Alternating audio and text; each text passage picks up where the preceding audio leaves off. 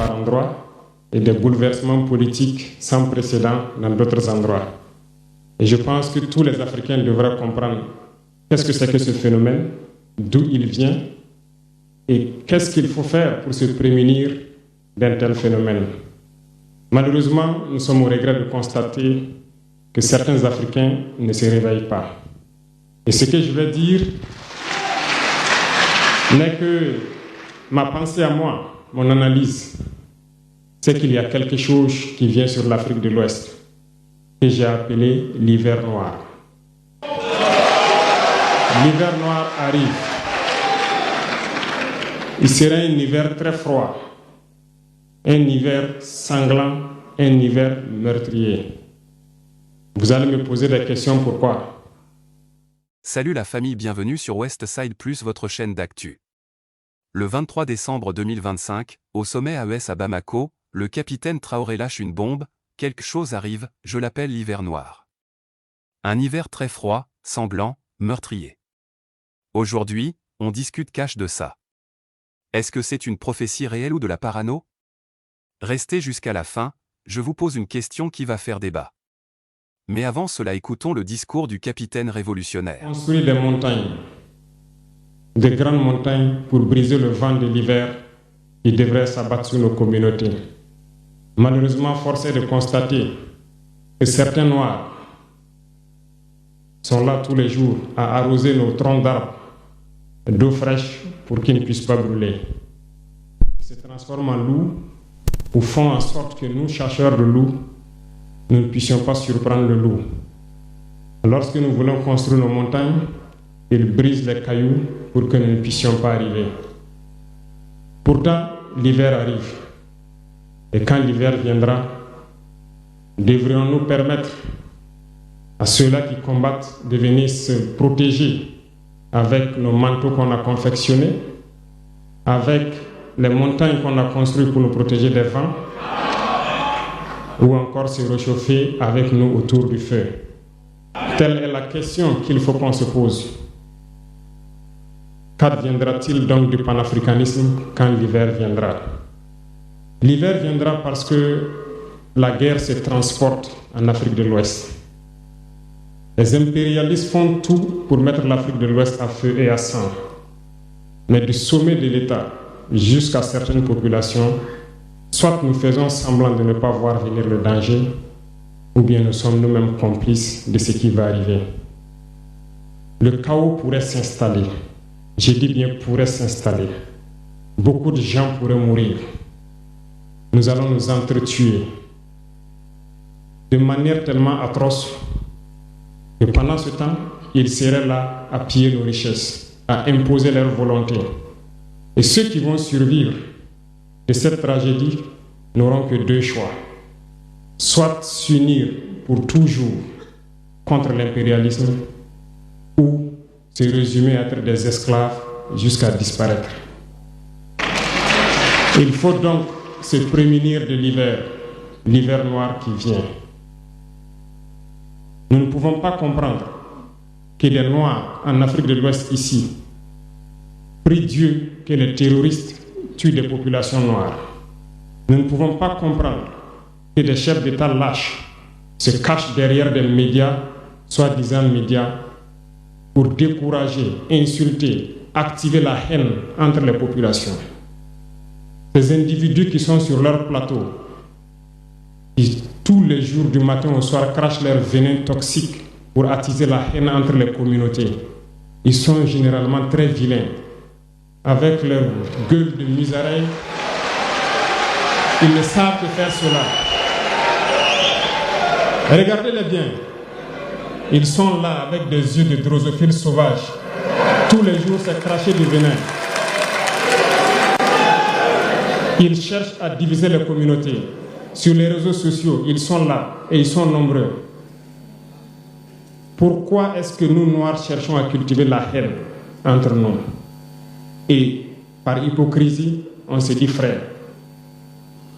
Il faut que nous puissions nous dire la vérité de manière très crue, quitte à ce que ça vexe, on va s'excuser, mais il faut que nous nous réveillons. Pourquoi est-ce que le noir est comme ça? Pourquoi est-ce que nous ne pouvons pas voir le danger venir, nous unir et nous prémunir? Pourquoi est-ce qu'il faut que par nos comportements, nous allions affronter ces dangers qui risquent de nous décimer?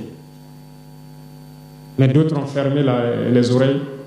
Ils font semblant de ne pas entendre la politique de l'Autriche. Des peuples se complaisent dans la colonisation. Ils aiment cette domination. À peine s'ils n'appellent pas les impérialistes, venez nous coloniser. Nous aimons être vos esclaves. Nous nous posons souvent des questions lorsqu'on voit les réactions. Ces pseudo-intellectuels décérébrés qui sont là à longueur de journée à entamer des débats en toute indignité, en toute malhonnêteté, comme s'ils ne voient pas la réalité des exemples qui se présentent à nous. Il y a plein d'exemples. Lorsque la démocratie fait certaines choses contraires aux règles même qu'elle s'est fixées, ils ferment les yeux là-dessus. Mais ils sont prompts à nous appeler juntes ou putschistes. Mais soyez sûrs d'une chose, nous sommes unis et nous resterons unis. Et nous devons ouvrir les yeux. L'AES va évoluer. Tout n'est pas forcément rose. Tout ne peut pas aller au rythme que nous souhaitons. Mais nous avançons sereinement et nous allons arriver à notre objectif. Et quand viendra l'hiver, si il faille que nous passions par l'hiver pour être libres, pour être unis, nous prions Dieu qu'il en soit ainsi et qu'il protège nos populations. Sinon, une chose est sûre, l'AES vaincra, l'AES grandira. Restez sereins parce que nous avons confiance en nos populations. Nous avons confiance en vous, que vous compreniez qu'aucune manipulation ne peut aujourd'hui nous diviser entre nous. Aucune manipulation ne peut nous amener à haïr d'autres personnes. Aucune manipulation ne doit nous amener à riposter d'une manière violente, physique, face à ces individus qui n'ont absolument rien compris. Restez sereins, ne ripostez pas physiquement, nous riposterons par la communication jusqu'à ce qu'ils changent eux-mêmes de mode d'action et nous allons aussi riposter en fonction du mode d'action. Restez sereins, Dieu protégera l'AES. Dieu vous protège tous, toutes les populations de l'AES. Dieu vous accompagne tous dans vos objectifs. Et Dieu, qui est si juste, se bat pour ceux qui se battent. Nous nous battons. Nous sommes une population résiliente, la plus résiliente de la sous-région. Personne n'aurait cru que vous pouvez supporter ce que vous êtes en train de vivre. Nous allons vaincre le terrorisme, nous allons nous développer et nous allons nous affirmer. Nous allons avoir notre place dans le concert du monde. Que Dieu bénisse l'AES, que Dieu bénisse notre population résiliente et résistante. Que Dieu nous unisse davantage, la patrie ou la mort.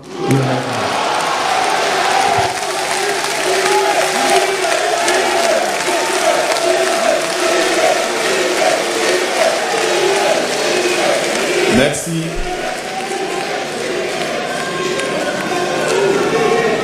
Merci. Excellence, merci pour cette prise de parole. Vous nous avez rappelé que l'avenir du Sahel se construit par des fils et des filles. Vous l'avez compris, le capitaine Traoré dit que des forces impérialistes préparent un chaos total en Afrique de l'Ouest. Des guerres entre frères, des divisions, du sang, pendant que d'autres pillent tranquillement. Il utilise des images puissantes, l'AES collecte du bois pour allumer un grand feu qui réchauffera les cœurs. On chasse les loups pour faire des manteaux. On bâtit des montagnes pour arrêter les vents glacials. Mais il avertit, il y a des traîtres parmi nous. Chefs vendus, médias manipulés, ceux qui attisent la haine entre Maliens, Burkinabés, Nigériens. Quand l'hiver arrivera, ces traîtres viendront chercher refuge derrière les remparts qu'on aura construits. Mais il sera trop tard. Moi, je pense que Traoré voit juste. Regardez autour, tentative de coup au Bénin il y a 15 jours. Avion nigérian qui viole l'espace AES. Sanctions CEDEAO qui continuent. Médias occidentaux qui diabolisent l'AES tous les jours. C'est pas une coïncidence. C'est pas une coïncidence. On veut nous diviser pour mieux nous contrôler. L'hiver noir, c'est peut-être pas demain, mais les signes sont là. L'AES, c'est notre seule réponse, unité, armée forte, souveraineté totale. Traoré, Goïta, Tiani construisent le bouclier dont on a besoin. Maintenant, je vous passe le relais. Tu crois que l'hiver noir va vraiment arriver? Oui ou non? Est-ce que l'AES est assez forte pour nous protéger? Qui sont les traîtres dont parle Traoré